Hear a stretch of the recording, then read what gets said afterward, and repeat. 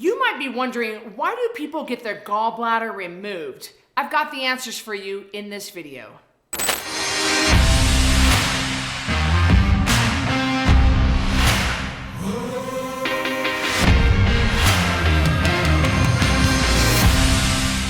In this video, we'll talk about the gallbladder and what it does. Next, we'll cover the reasons why someone might have to have it removed. And last, I'll give you some tips and tricks to help you if you've had to have your gallbladder taken out. All right, first, what is the gallbladder? Chances are, maybe if you're watching this video, however you stumbled upon it, thank you for watching, by the way, chances are you know about the gallbladder. But in case you don't, let's get us all on the same page here. What is the gallbladder? The gallbladder is a purse where bile is stored.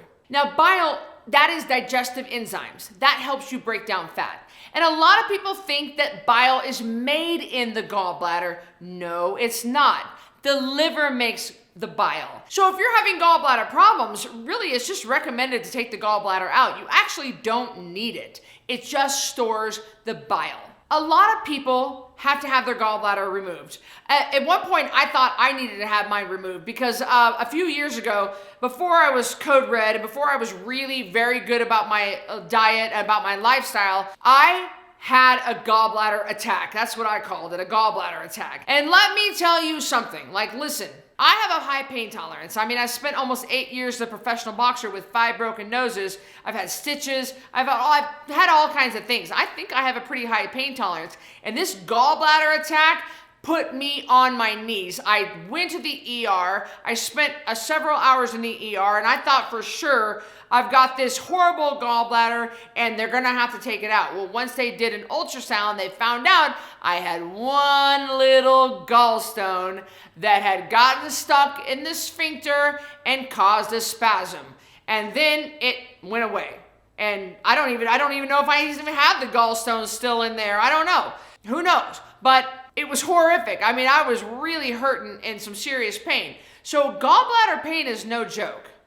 Some people have problems with their gallbladder. They might have gallstones in there that are just really giving them a hard time, having spasm, and it's really terrible. If that's the case, they do recommend taking that gallbladder out. But it's so funny, you could have someone like me who had one little gallstone that was giving them a horrific run for my money. And then you could be like my grandma. My grandma on my dad's side is obese, she's sick, she's old, and she has a gallbladder that is full of gallstones, but has never once had any trouble with her gallbladder. Like never, no spasms, no gallbladder, no inflammation, no nothing. Like, I don't know how that woman is even still, I don't know. It's the strangest thing. So when it comes to gallbladders, everybody is different. And you have them taken out when they get inflamed. They get a lot of gallstones that are rolling around in there and causing a lot of problems.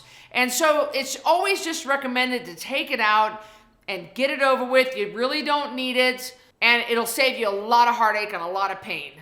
When it comes to gallbladder removal, it is so funny how subjective it is. You can have a room full of 100 people who have had their gallbladder taken out, and every single one of them would be different. They'd have a different experience, different limitations, different everything. Some things you need to remember. What you're feeling now, 1 month post-op, might not be what you're feeling in a year from now. Things change when it comes to healing from a gallbladder removal surgery.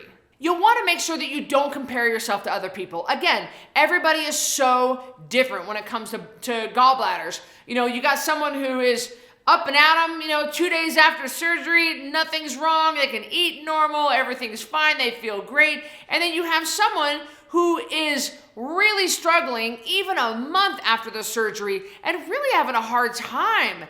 And everybody is different. Don't compare yourself to other people. Just know by watching videos like this, just have the information and know ahead of time what could and couldn't happen. And that way you're prepared for whatever. Okay, post-op, you'll notice that there might be some foods that you can or can't eat. We just don't know yet. Some people have problems with animal fat post-op. Like bacon or like the gristle off the steak or like lard. We don't know.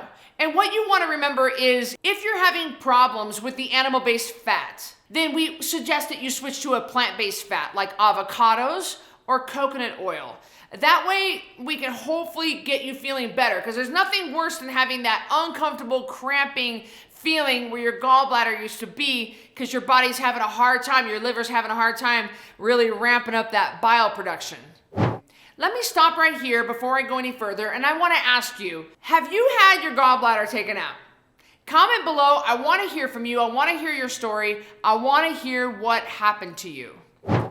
Another tip and trick that you will want to do post-op is you're gonna want to keep a food journal.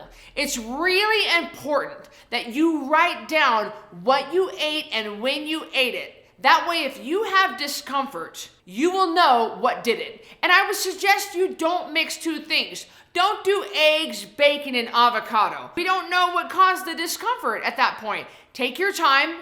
Introduce fats back into your diet slowly. And remember, your liver will ramp up bile production once it gets used to your diet. If you're on a high-fat lifestyle and you're like, well, I eat a lot of fat anyway, don't worry, your liver will catch up to you. But you're gonna wanna introduce foods slowly, one at a time, and find out which ones bother you and which ones don't.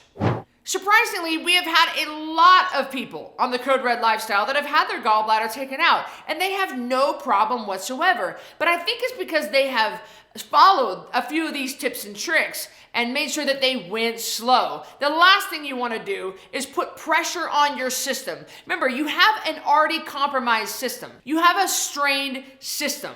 So you don't want to go through the Arby's. You don't want to go through freaking Carl's Jr. and have those horrible quality fats in your body. Your pancreas is having to work overtime to pump out insulin. You don't have a gallbladder anymore, so your liver's trying to pump out the bile, and your body's working overtime to try to help you metabolize this absolute junk crap fast food garbage that you're eating. So definitely pick good quality fats. Stay away from the seed oils. Stay away from the vegetable oils. They are highly inflammatory and they will do your health no good. Definitely stay away from the sugar. Why would you want to do that? Look, sugar, we know as a fact, feeds into disease, it feeds into sickness, and it feeds into cancer. And sugar ages the organs. So sugar is gonna put pressure on your body, and you already have an impaired plumbing system. Why would you want to make things worse for yourself by eating an entire bag of robin eggs? Don't do that. If you really want your body to go back to normal and you really want to have everything feel good, I mean, probably you were in pain before and you don't want to be in pain now. Well, that's totally fine. But if you want to stay out of pain, then stop putting more pressure on your body with crap, carbs, and sugar and soda and stuff that does your health no good.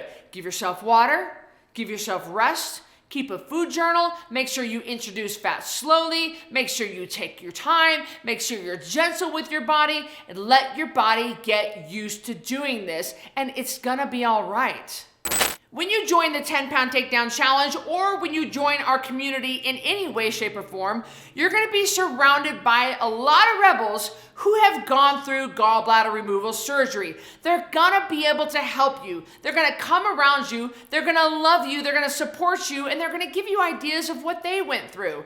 And that's gonna help you deal with this process. I promise you, you're not alone. So join our community. I've linked them up below. I've got a couple of different links for you, either the challenge or a custom program. Either way, I would love to have you in the Code Red lifestyle, and I'll see you on the next video.